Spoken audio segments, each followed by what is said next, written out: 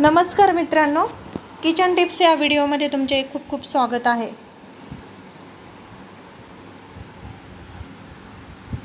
Tip number 1, कोणतेही कडधान्य किंवा राजमा रात्रीच्या जेवणात कधीही खाऊ नयेत, यामुळे बद्धकोष्ठतेची समस्या निर्माण होऊ शकते। टिप नंबर 2, गुळाच्या एका तुकड्यामध्ये शरीराला दिवसभर लागणारे लोहाची कमतरता भरून निघते। टिप नंबर 3, फंगल इन्फेक्शन झाले असेल तर कोरफड आणि खोबरेल तेल लावा। नंबर 4, सकाळीच उठल्याबरोबर शिंका येत असतील तर अनाशापोटी गरम पाणी प्यावे, शिंका येत नाही व पोटही साफ होते। टिप नंबर 5, पुरण शिजवताना ते पातळ झाले तर त्यात करवंटीचा एक तुकडा टाकून थोडा वेळ शिजू द्यावे, पुरण लगेच घट्ट होते। टिप नंबर 6, जेवण बनवण्यासाठी नेहमी स्टीलचे भांडे वापरावे। ॲल्युमिनियमचे भांडे वापरत असाल तर चिंच, लिंबू यासारखे आंबट पदार्थ त्यात घालू नका। टिप नंबर 7, लोणी काढताना चमचाभर साखर घालून फेटल्यास लोणी जास्त निघते। टिप नंबर 8, दही वडा बनवताना उडीद डाळीच्या मिश्रणात रवा टाकून चांगले फेटून घ्या, त्यामुळेच वडे मऊ होतील।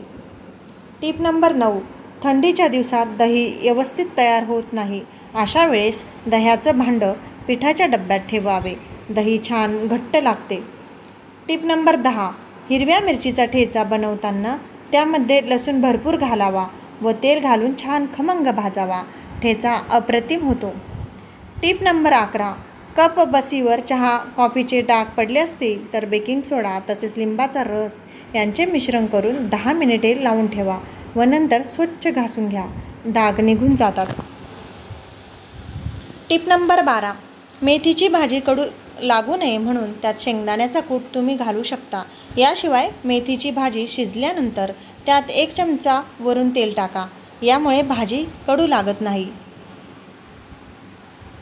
टिप नंबर 13, ज्वारीची भाकरी किंवा तांदळाची भाकरी करताना जर भाकरी मोडत असेल तर पिठामध्ये कोमट पाणी घालून पीठ व्यवस्थित मळून घ्या आणि नंतर भाकरी थापून घ्या, बिलकुल भाकरी तुटणार नाही किंवा मोडणार पण नाही। टिप नंबर 14, किसणीवर गूळ किसताना किसणीला किंवा विळीला तेलाचा हात नक्की लावा, अशाने अजिबात गूळ चिटकत नाही। टिप नंबर 15, मसाल्याच्या भाजीचा रस्सा घट्ट होण्यासाठी तुम्ही शेंगदाण्याचे कूट, काजूची पूड, टोमॅटो प्युरी किंवा मग सुक्या खोबऱ्याचा किस वापरू शकता, यामुळे भाजीला घट्टपणा येतो। टिप नंबर 16, भेंडीची भाजी बऱ्याचदा चिकट होते किंवा त्याच्यामध्ये चिकट तारा दिसतात, भेंडीचा असा चिकटपणा घालवण्यासाठी त्यात थोडं शेंगदाण्याचा कूट टाका, भाजी मोकळी तर होईलच, शिवाय टेस्टी आणखी छान येईल। टिप नंबर 18, कुकरमध्ये डाळ शिजत घातल्यानंतर शिट्टी झाली की काही वेळा प्रेशरमुळे आतील हळदीचे पाणी फसफसून बाहेर पडते, यामुळे आपला कुकर तर खराब होतोच, त्याचबरोबर हे पाणी सगळीकडे उडाल्यामुळे किचन देखील खराब होते। असे होऊ नये म्हणून कुकरचे झाकण लावण्याआधी कुकरच्या काळ्या रबरी रिंगवर थोडेसे तेल लावा। टिप नंबर 19, घरात खूप लाल मुंग्या लागल्या असतील तर त्या जागी हळद टाकल्यास पूर्णपणे मुंग्या नाहीशा होतात।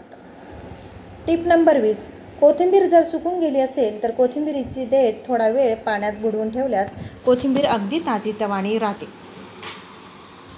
टिप नंबर 21, कोणताही पदार्थ गॅसवर उकळत असताना किंवा गरम होत असताना त्यात कोथिंबीर टाकू नका।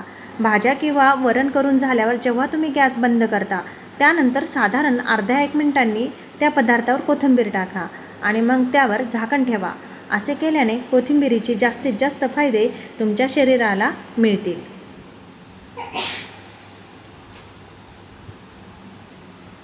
टिप नंबर 22, उन्हाळ्याच्या दिवसात उष्णता भरपूर असल्याने दुधामध्ये 2 अंजीर रात्री भिजवून सकाळी रिकाम्या पोटी खावी। उन्हाळ्यात हा उपाय नियमित केल्याने शरीरातील उष्णतेमुळे होणारा दाह कमी होतो।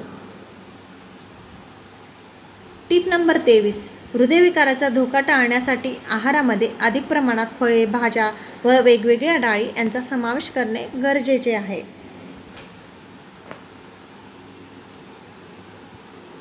टिप नंबर 24, चहामध्ये कॅफीन असते, म्हणजे आपल्या मेंदूची शक्ती व विचार करण्याची क्षमता कमकुवत करते. एकदा का आपल्या शरीराला कॅफीनची सवय झाली की चहा मिळेपर्यंत आपला मेंदू नीट काम करत नाही असे आपण म्हणू शकतो. Tip number 25. गरम चहामुळे अन्ननलिका आणि घशाचा कर्करोग होण्याचा धोका जास्त वाढतो.